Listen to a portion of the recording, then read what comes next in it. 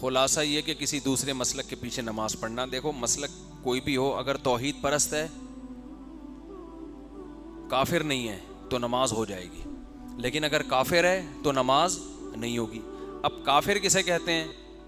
کافر نام و سنی کے دیوبندی کافر ہوتے ہیں، اہل حدیث ہوتے ہیں، بریلوی ہوتے ہیں، فلاں۔ کافر کی ایک ڈیفینیشن ہے جو اسلام کے بیسک اور بنیادی عقیدوں کا انکار کرے، جو نبی کو عالم الغیب کہتا ہو، اور عالم الغیب کی ڈیفینیشن یہ ہو کہ ہر چیز کا علم تھا، تو ہر چیز کا تو اللہ کو بھی ہے، جب نبی کو بھی تو اللہ اور نبی کا علم برابر ہو گیا نا، تو ایسا شخص بھی اسلام سے خارج ہے، ٹھیک ہے نا۔ اسی طرح جو کہتے ہیں نبی ہر جگہ حاضر ناظر ہیں بغیر کسی تعویل کے، دو ٹوک لفظوں میں سب کچھ اپنی قبر سے ہر جگہ دیکھ رہے ہیں، ہر چیز کا ہر وقت علم رکھتے ہیں، تو یہ تو اللہ کی صفت ہے، تو اس سے بھی انسان اسلام سے خارج ہو جاتا ہے۔ آپ صلی اللہ علیہ وسلم کی بشریت کا، بشر ہونے کا کوئی دو ٹوک لفظوں میں انکار کرے کہ نہیں آپ نور تھے، فرشتے تھے، یا نورانی مخلوق، مٹی کے بنے ہوئے کی بنی ہوئی مخلوق نہیں تھے۔ انسان جو ہے نا، لوازمات جو گوشت پوش کا ہوتا ہے نا انسان، تو اگر کوئی آپ کے بشر ہونے کا انکار کرے بغیر کسی تعویل کے، یعنی کوئی گھماتا نہیں ہے، بعض لوگ کہتے ہیں آپ بشر نہیں تھے، لیکن جب ان سے پوچھو تو بات گھماتے ہیں کہ وہ اس لحاظ سے بشر تھے مگر اس لحاظ سے نہیں تھے، تو وہ پھر گھماتے ہیں بات کو۔ تو لیکن جو دو ٹوک لفظوں میں کہتا ہے تو پھر وہ بھی اسلام سے خارج ہے، کیونکہ نبی صلی اللہ علیہ وسلم بشر تھے، انسان تھے، آپ کے والدین تھے، آپ کی اولاد تھی، اور آپ کی اولادوں میں کی اولادیں جو سید ہیں سارے انسان تھے، آدم کی اولاد، اور آدم کو اللہ نے مٹی سے بنایا۔ تو یہ جو بیسک چیزیں ہیں، یا مشکل کشا سمجھنا، اور مشکل کشا کا جب معنی پوچھو تو یہ کہنا کہ اللہ نے آپ کو اختیارات دے دیے، آپ جب چاہیں جس کی بگڑی بنا سکتے ہیں، اللہ نے آپ کو سارے اختیارات دے دیے ہیں، تو یہ بھی کفر ہے، سمجھتے ہو؟ تو اگر کوئی یہ عقیدہ رکھتا ہے، چاہے وہ دیوبندی ہو، چاہے اہل حدیث ہو، چاہے بریلوی ہو، تو اس کے پیچھے نماز نہیں ہوگی۔ تو اتنے براڈ مائنڈڈ بننے کی بالکل ضرورت نہیں ہے کہ جوڑ پیدا کرنے کے لیے یہ کہنا ہم ہر ایک کے پیچھے پڑھ لیتے ہیں۔ بھائی ہر ایک کے پیچھے، جیسے اسلام کا دائرہ ہے نا، اس دائرے سے آپ نکال نہیں سکتے کسی کو، تو ایسے ہی اس دائرے میں خود سے لا بھی نہیں سکتے، زبردستی اس میں گھسنے کی بھی کسی کو اجازت نہیں ہے۔ ایک باؤنڈری ہے اسلام کی، اس باؤنڈری کے خیال کرنا پڑے گا۔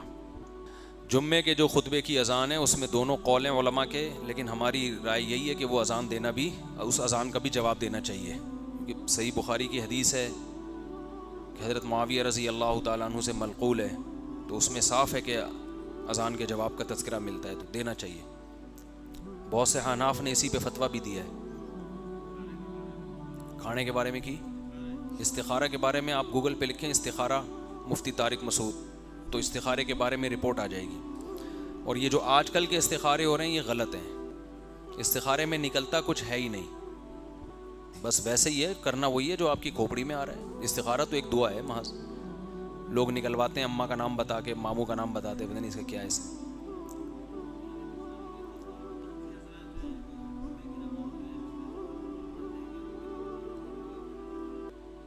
یہ کہہ رہے ہیں اہل حدیث کہتے ہیں کہ حنفی حضرات جو ہیں جمعے کی نماز سے پہلے ظہر پڑھتے ہیں احتیاطاً، یا نماز کے بعد 4۔ ایسا کچھ بھی نہیں ہے، جاہل لوگ کرتے ہوں گے۔ جیسے بعض لوگ کہتے ہیں کہ حنفی لوگ جو رفع الیدین نہیں مانتے، وہ یہ دعویٰ کرتے ہیں کہ پہلے بت یہاں چھپایا کرتے تھے تو وہ بت کو نکالنے کے لیے رفع الیدین ہے، تو کہ پتہ نہیں کسی جاہل نے یہ لکھ دیا ہے، وہ حنفیوں کے کھاتے میں ڈال دیا۔ حنفی یہ نہیں کہتے، جو حنفی علماء ہیں وہ رفع الیدین نہ کرنے کے دلائل کچھ اور دیتے ہیں۔ تو ایسے ہی جو ظہر جمعے سے پہلے 4 رکعتیں یا جمعے کے بعد 4 ظہر کی نیت سے پڑھتا ہے، وہ جہالت کا مرتکب ہے۔ تو آپ کوئی بھی کسی 2-4 جاہلوں کی چیزیں دیکھ کے پورے حنفیوں پہ تھوپ دو تو یہ غلط ہے۔ جیسے بعض لوگوں نے دعویٰ کیا ہے کہ ہم نے مولویوں سے سنا تھا کہ جو تراویح نہیں پڑھتا اس کا روزہ بھی نہیں ہوتا، تو جب ہم علماء کے، جب ہم نے خود حدیث سے ریسرچ کی تو پتہ چلا کہ نہیں تراویح کے بغیر بھی روزہ ہو جاتا ہے۔ لوگ کہتے ہیں واہ یہ ہے قرآن و حدیث کا جاننے والا۔ جب یہ مولویوں کے پاس بیٹھتا تھا تو اس کا خیال یہ تھا کہ جو تراویح نہیں پڑھتا روزہ بھی نہیں ہوتا، حالانکہ جو مولویوں کے پاس بیٹھے گا اس کو پتہ ہے کہ تراویح کے بغیر بھی روزہ ہو جاتا ہے۔ تو اس دعوے کی بنیاد ہی غلط ہے۔ کوئی جاہل نے کہہ دیا ہوگا تراویح کے بغیر روزہ نہیں ہوتا، وہ سارے مولویوں پہ تھوپ دیا۔ جیسے ویل مچھلی ہے نا، کلپ ریکارڈ کروایا ایک صاحب نے کہ ویل مچھلی حنفی کہتے ہیں کہ جائز نہیں ہے، حالانکہ اتنی بڑی مچھلی تو صحابہ نے بھی کھائی ہے۔ تو حنفیوں نے کب کہا کہ جائز نہیں ہے؟ تو جائز ہے تو خود ہی وہ آئینے میں دیکھ کے خود کو شرمانے سے کچھ بھی نہیں ہوتا۔ شعر دوبارہ سن لیے گا۔ اور کو کیا بول رہا ہے بھائی؟ ذرا زور سے بول لو۔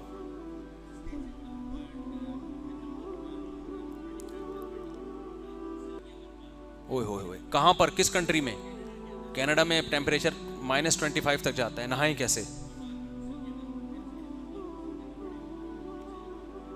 نہیں تو وہاں جب -25 ٹیمپریچر ہوتا ہے تو ہیٹر بھی +25 تک ہوتے ہیں جی باہر گئے اور آپ غسل فرض ہو گیا تو گرم پانی کا انتظام ہے تو آپ کو غسل کرنا پڑے گا. اگر اس وقت نہ ہو پانی گرم کر سکنے کا بھی انتظام ہو تو بھی کرنا پڑے گا.